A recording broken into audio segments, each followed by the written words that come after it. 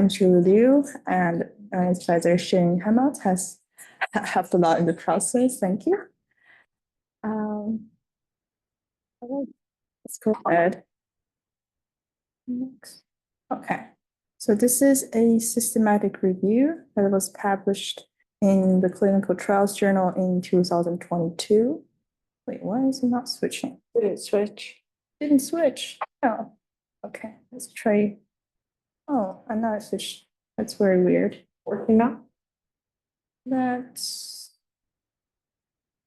try read this one. Ah, now it works very well. Okay. So as a background, as we all know, informed consent is a crucial component of ethical conduct in our research. It can be modified or waived after assessment by a research ethics committee. And there are certain guidelines for waiving informed consent. The first is that research must have social value or serve as a public good. Second, it must involve minimal risk. And the third, which is what we're going to focus on today, is that informed consent must be practical to obtain for researchers. So just a question for the room. What has been the group's experience where informed consent may have been waived or was otherwise burdensome to obtain? One. Doesn't your model?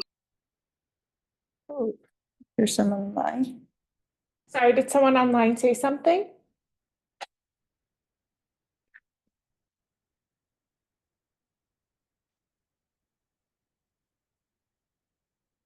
Did anyone online say something?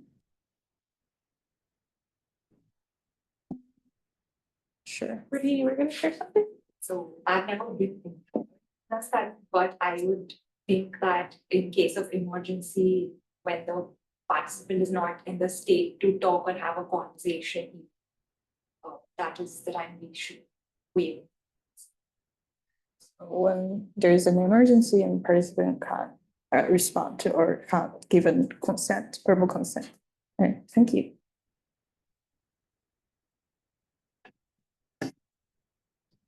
Anyone else online have experiences where informed consent may have been waived or otherwise burdensome to obtain?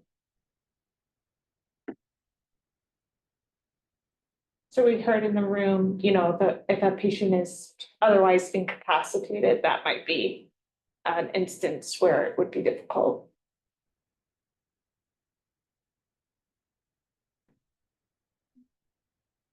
Alrighty, then let's move on. So let's look at the aims, data, and participant.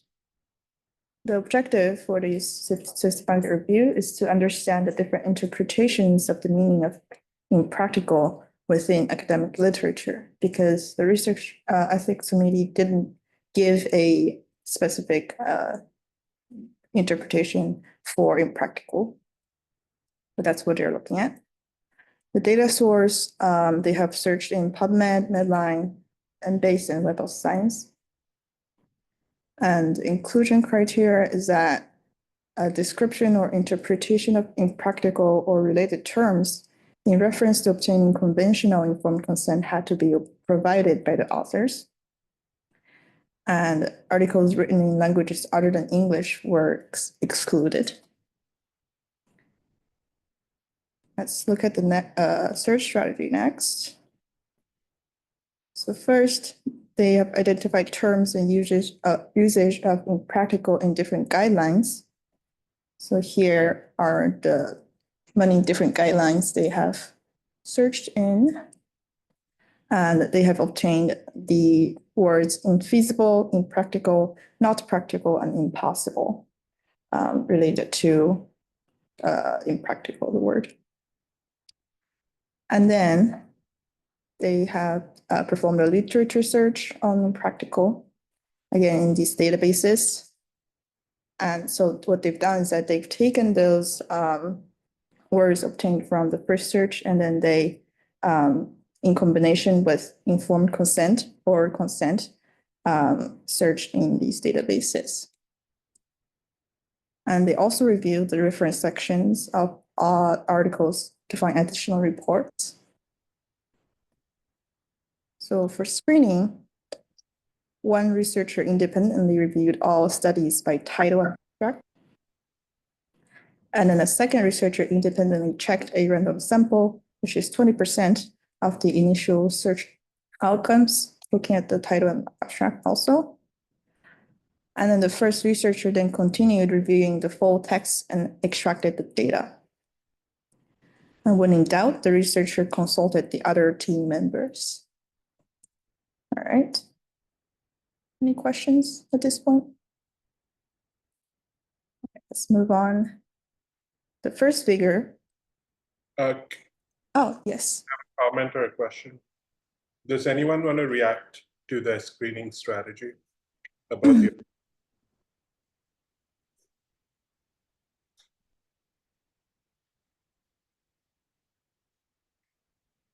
I'd like to hear from some students. I know several have already taken the systematic review course, so they can definitely speak to this method versus what would be best practice.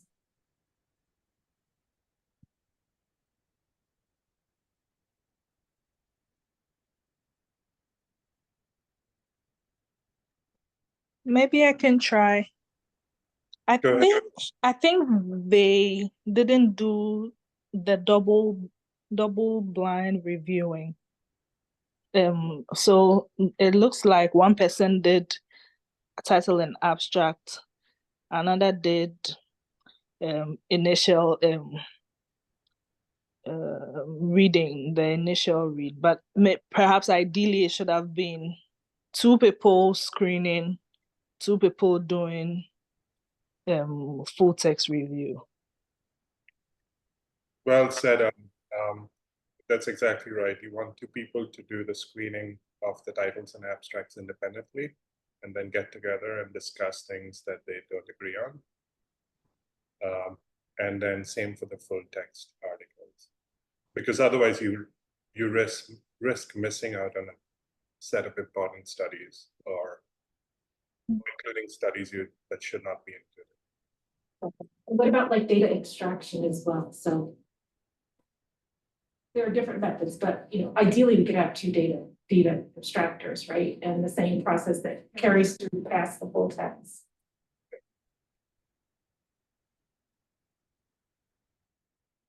Alrighty, thank you for your input. And let's move on to figure 1. So this is a Prisma flow diagram. We can see that they started with 444 studies after removing duplicates, and only 5 remaining at the end. So they have only searched for electronic health records because they thought that those are the more data heavy papers, and there would be more mentioning of obtaining informed consent and maybe obstacles in doing that. So question for everyone is, what would you do if you only ended up with 5 papers? What is the best practice in systematic review? Because the authors then continued with a different strategy and did a second search. What does everyone think?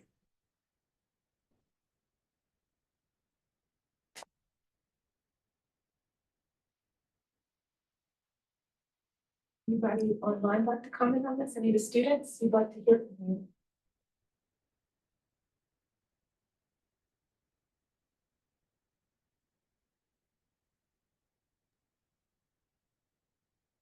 I guess for me, I would think like the number is too small, and maybe we should revisit our search strategy and to see if we miss out any keywords.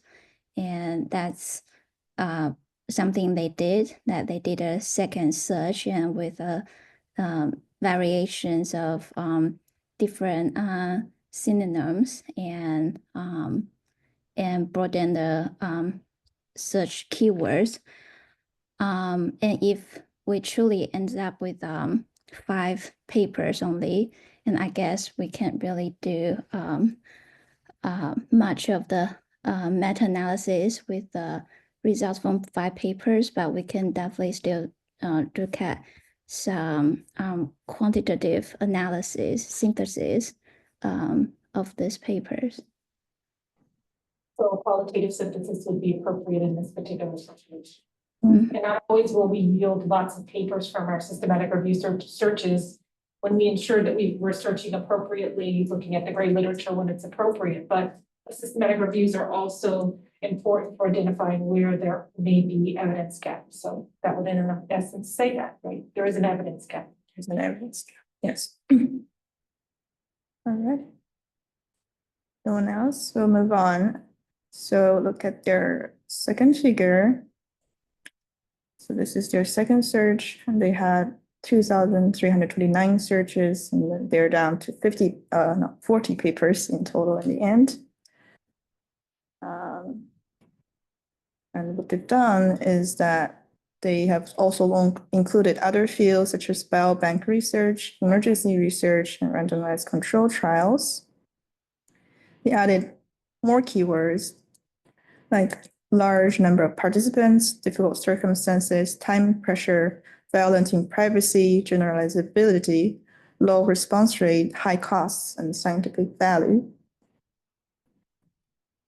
So then a follow-up question would be, what do you think about what authors did? Is this valid?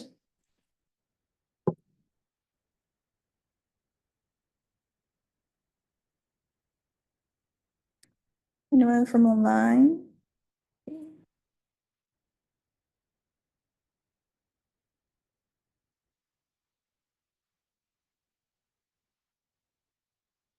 Talk a little bit about what was the goal by identifying these specific keywords, right? So talk a little bit about that, because I think the first thing was that they were looking on search terms that related to the general concept of what was impractical, right? Yes. So this was an attempt to do what?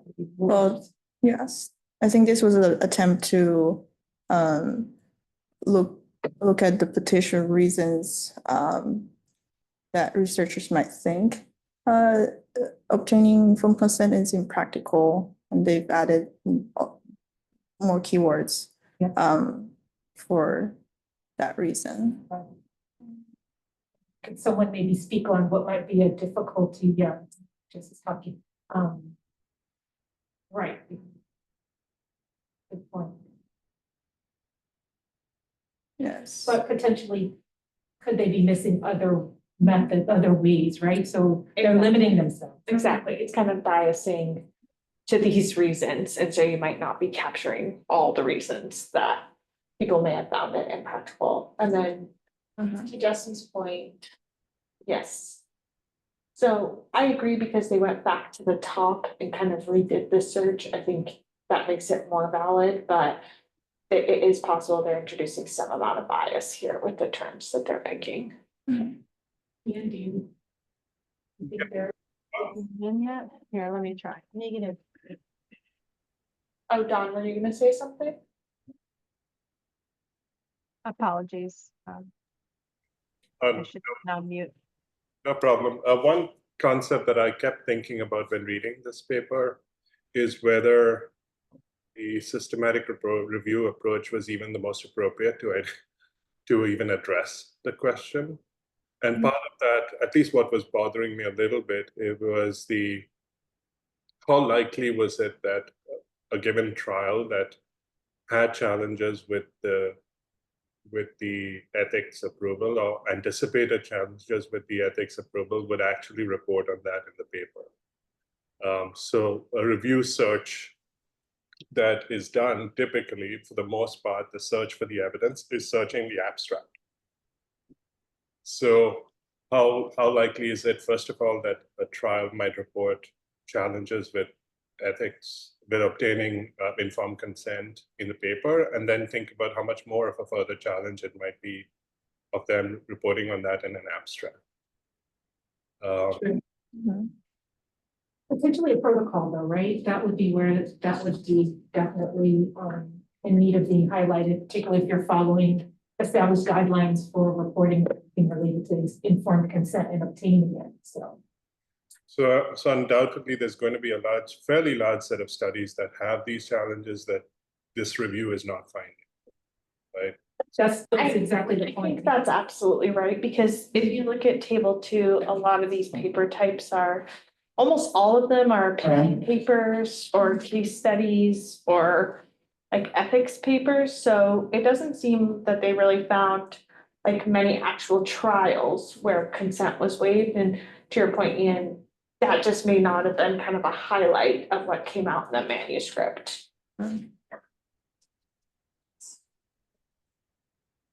So maybe a search of like registries, where there are full texts of health protocols might be one way to obtain additional information, or I don't know. I mean, I'm just thinking of other ways you could address this question. Alrighty. Thank you for the discussion. Let's move along. So table 3 summarizes their findings, and they have categorized the different interpretations of a practical they found into 4 categories. And then they have also listed the different types of research for each category, because for different researchers, there might be different interpretations. And on the right column is all the interpretations. So we'll go through each category one by one. The first category is obtaining informed consent becomes too demanding for researchers. So one reason is a large sample size. You have too many participants and not enough resources to obtain consent from everyone. If the patient identifiers or other crucial information is missing from the electronic health record, then you cannot trace them.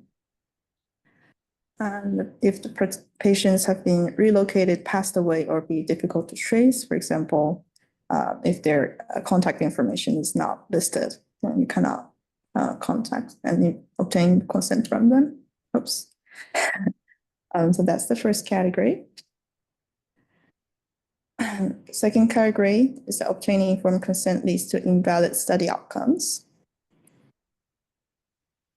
One selection bias may occur when a specific group of patients do not provide their consent, and that means the generalizability of study result become compromised.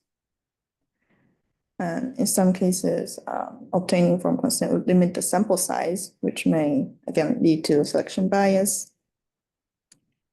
Also, participant will act differently if they know the study is objective. So question for everyone here is that, do you think these are valid reasons for consent to be waived?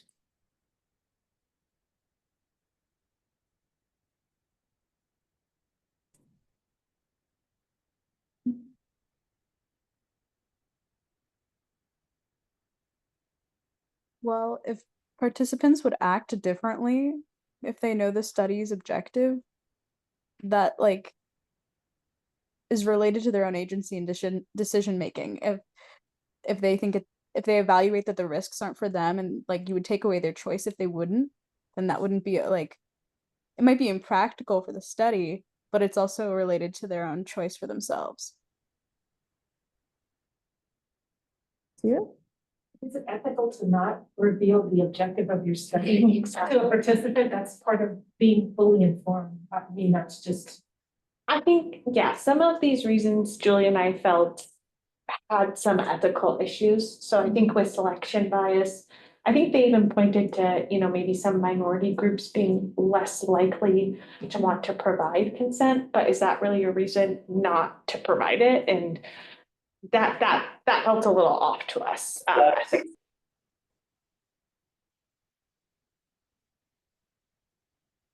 All right, anyone online wanted to say something? Or small sample size should be and usually can be addressed by other strategies. Yes, I agree. Right, thank you. Yeah, some of the reasons definitely felt unethical here. Okay, let's Move on to the third category, obtaining an informed consent harms participant. So obtaining informed consent might violate someone's privacy. If you recontact someone, for example, if that was a traumatic experience that could cause social and emotional harm to the participant. It may also increase anxiety if consenting for a very rare event. And in the article, they described a situation where researchers asked consent from a large number of women in labor, of whom only a small number would actually be eligible for recruitment due to experiencing specific worrisome circumstances when giving birth. So, for example, if you were asked, "Did your baby almost die when you were giving birth?" Wouldn't that be very uncomfortable? And if you have to ask that to a lot of people, it is a definitely very stressful situation for everyone.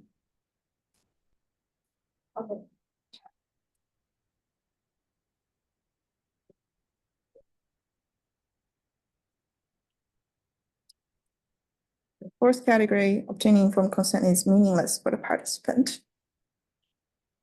So in biobank research, technologies advances rapidly and we will never know how the biospecimens will be used in the future. So informed consent is meaningless because it will not be truly informed. And for cluster random trials, participants are often randomized to study arms before consenting to the randomization. So individuals cannot escape the intervention, which make informed consent impractical. And as we've mentioned a little before, in emergency care research, there are many examples. If the patient is in coma or is suffering pain, from a serious injury, they cannot give meaningful consent. If there is a life-saving treatment awaiting and there's no time for the patient to consent. Or similarly, if a representative cannot be reached during this short amount of time when the research takes place, then consent cannot be obtained. I think these are pretty straightforward. For emergency care research, it may not be obtained immediately, but it can be delayed, right? So that at the time at which the representative can be identified, that the hospital or the patient is in a state in which they can provide informed consent, you tend to do that. Otherwise, that would also be considered somewhat unethical. There are situations. Then for biobank research, I would think that the participant is going to give consent to actually have their information or their, placed in the biobank in the first place. And it's understood before they sign on that there may be a number of different ways in which your samples will be used, right? So again. I'm involved in an example of a trial now where there's some genetic information from banked genetic material that we think would be helpful to inform a drug's mechanism of action. And the original consent said that genetic information wouldn't be looked at until the end of the trial, and it's a 5-year trial. So we had a big discussion with a sponsor about whether we should reconsent all participants to try and get access to the genetic information sooner. But in the end, we determined that attrition would be a really big problem in the study. If you had to reconsent, some people might drop out of the study. And so we're going to look at that stuff in 2029. Yeah. Also, go ahead, say. So I have a question about the emergency care. So you mentioned that we could get a delayed consent. Could we also take the consent from, say, the legally authorized representatives to begin with, and then once the participant is able, we reconsent by asking the participant? Yes, that's potentially an issue. And sometimes participants die in that process, right? So we still would like to obtain informed consent from a representative. And sometimes the representative isn't necessarily there at the time in which the intervention is happening. So that's why sometimes it's a situation where they may administer the intervention then and then. It's a somewhat of a delay. And if there's no consent, then there's something that kind of happens that the data aren't used or something, right? So, but even though, like I was thinking a cluster randomized situation, let's say we go into schools, right? You still have a process. You still have a Yeah. process Exactly. where Yes. you can opt your child out of participating in a cluster randomized trial, so. That's true. Just other considerations for some of these. Thought this paper was rife with discussion. It's right, it's a good one, yeah. So the reasoning for the biobank research, does that apply to when we collect personal information from patients to use at a future date where we will not be interacting with the patient anymore, to have the opportunity to take informed consent? So for instance, we collect a lot of information on electronic health records. At the time we're collecting the information, I'm not necessarily saying, oh, in 2 years, we're going to use this information for research. Does that same reasoning apply to that kind of secondary analysis? Because we still will have access to personally identifying information about the patients in the database.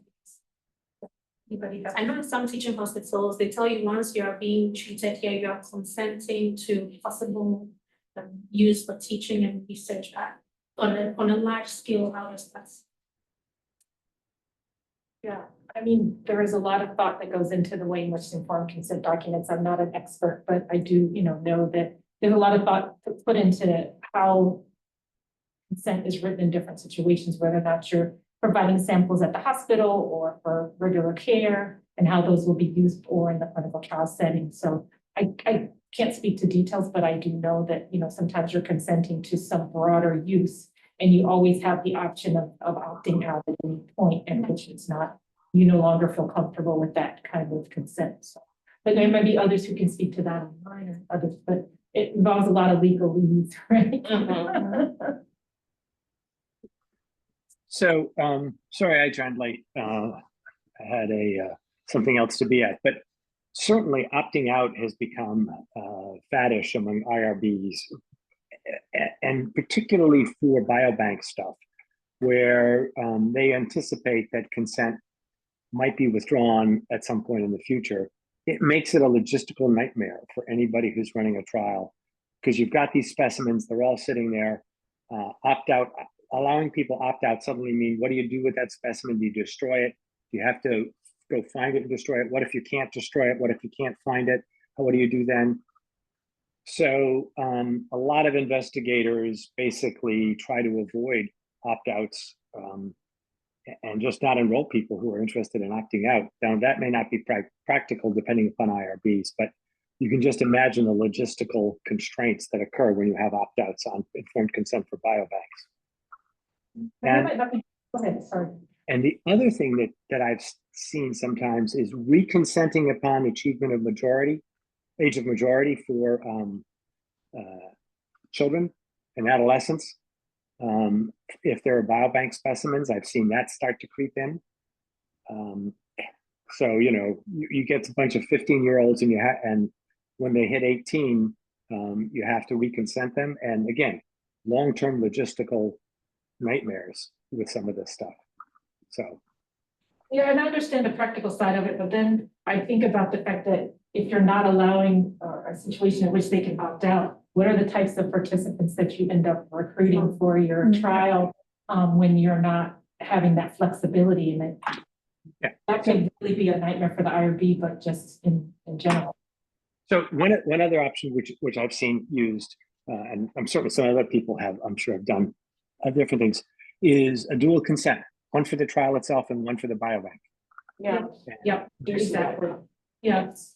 And that allows you to have a full consent group, a full, easy recruitment into the trial. You have to deal with the selection issues in the biobank when you start to analyze specimens in the biobank, but as long as the biobank stuff is representative, as a representative sample, then you often can have valid inferences. So, Yeah, thanks for bringing that up. That's an actually appropriate way to consider. I work on a long-term observational study where there are a lot of different invasive procedures that are conducted, and we have components, right? So they can opt out and have separate consents for each one of those. So they may agree to submit certain samples, not others. We just have to have a mechanism for tracking all of that. Makes it a little bit more complicated. and then the last clever thing that I've seen done was in overseas cluster randomized trials in rural Africa, where consent was given by the headman for the village, because the villages were what were randomized. And you'll recognize this is some of the trachoma trials. And so, again, it's cognizant with local norm. I mean, it's consistent with local norms, and it's an attempt to obtain some form of consent in a cluster randomized situation, which is, I think, at least, because cluster randomized is difficult, particularly if you're doing an intervention, say, by ICU unit or ER unit or whatever. Consent for the individual patient becomes obviously very difficult. And even that situation, though, there are lots of hoops you have to jump through to get consent at a village level, right? Obviously, you're talking to the elders and sometimes at the government level. So it's not easy, but it is probably one way to.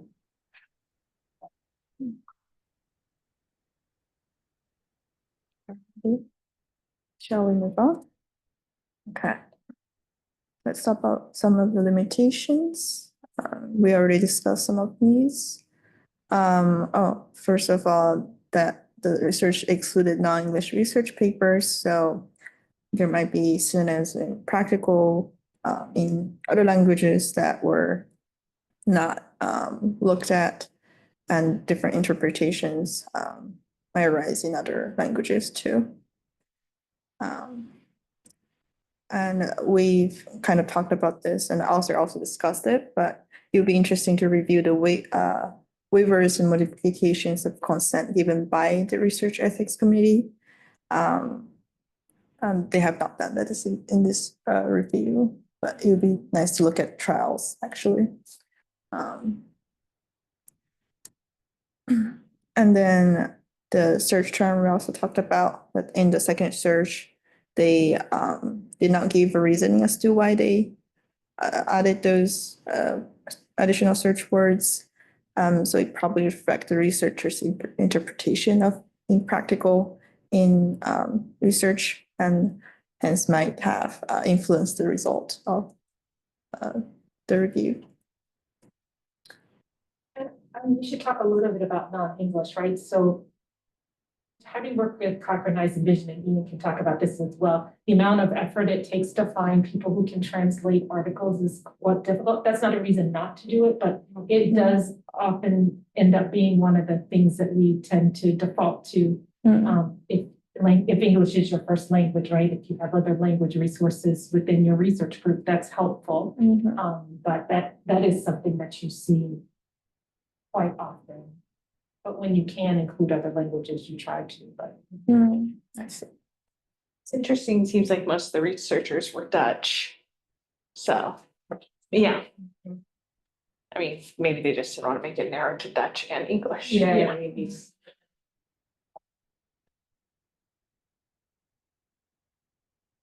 Okay, so let's then summarize the main points in this review. We talked about, so there are three conditions that needs to be met for researchers to ask for a waiver of informed consent. Those are that the research has minimal risk, has social value, and that it's impractical for research to obtain informed consent. And they have summarized different meanings of impractical into 4 categories. That it's too demanding for researchers, that it leads to invalid study outcomes, that it harms the participant, and it is meaningless for the participant to obtain consent.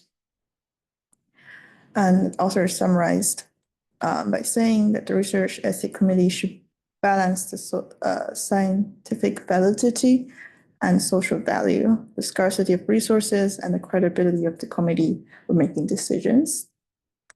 And authors called for clarification of the interpretation of impractical. Okay, then my final question here for everyone is, how do you think this review will impact your future practice with obtaining informed consent?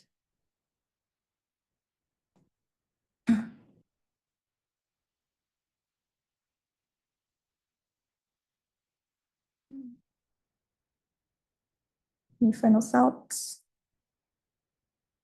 Well, I think also just to point out that what might be considered impractical could be very much rooted in some of the social norms or other things of different countries and different cultures, right? So what might seem impractical to one may not be to another, and I think that's probably something also to consider.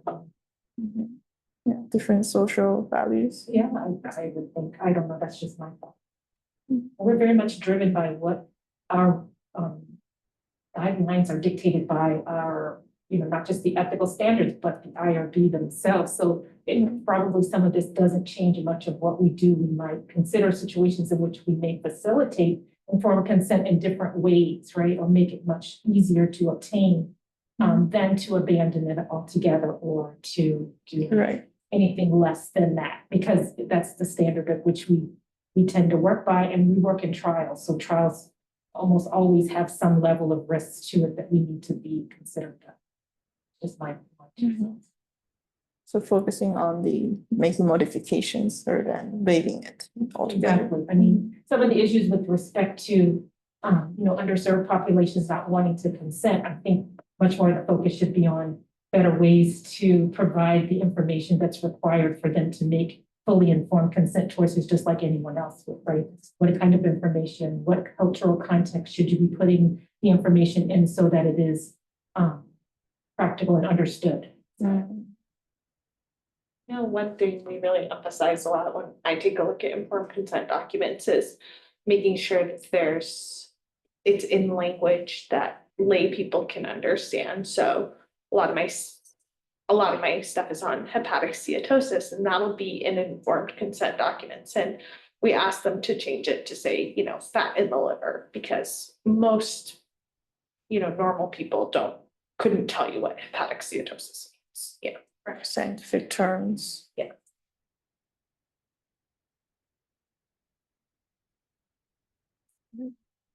Any from online? Final thought? At this question, I would issue these as we get into the AI dominated OSR now. I think that's when it's going to be even trickier, because with broader consent, what all can you get them to consent to? Because I think even the researchers would not be in a position to know what is to come. So I think how would we navigate that?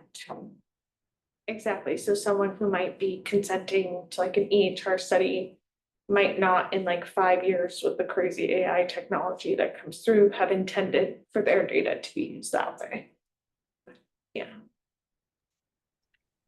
I just have a quick questions. Could you go back to the previous slides where I think there's one sentence. Thank you. Yeah, so it said it did not include trials where consent has been waived, because I couldn't find the information. Does it mean if the study can obtain the kind of approval from IRBs that informed consent can be waived before the studies, then they're not included in this review? So here we're talking about that if you go, it's not included in the presentation, but the table 2 of the paper, they listed all the papers they looked at, and they were mostly like opinion papers. They weren't really clinical trials that actually that talked about informed consent. Here, it would be nice if the authors looked at clinical trials where consent has actually been waived or modified, and analyzed the reasons for that to happen. I hear thesis topics just ringing in my head, right? So So to answer your question, yes, they would have, I don't think the authors would have excluded those necessarily if they saw them. But it just seems to me that their search strategy, kind of as Ian was saying, you know, if you're just skimming abstracts, that may not come up as something that's being highlighted. So I think in some of the COVID studies, like informed consent may have been waived or, you know, some otherwise altered, but that may not be what the abstract is going to be focusing on. Yeah. Okay, yeah, that sounds good, because I just want to make sure they did not on purpose, like, exclude trials which obtain like the kind of like I don't know, like a waiver before it didn't- started. didn't That would seem- be really weird. Yeah, it didn't seem that there was intentional exclusion. I think it was just a feature of their search strategy. Okay, great, thank you. Question. I think we have one comment in the chat. Seconds. Dawn said.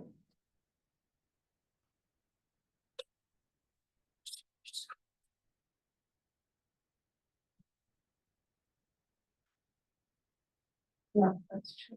That's a good point, Dawn. Yes.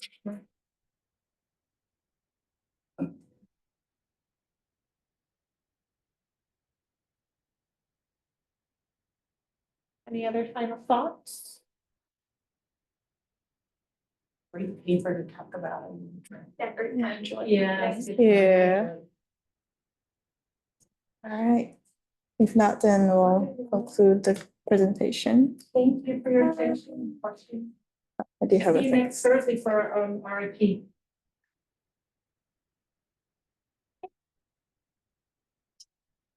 Thank you. Thank you. Have a good day.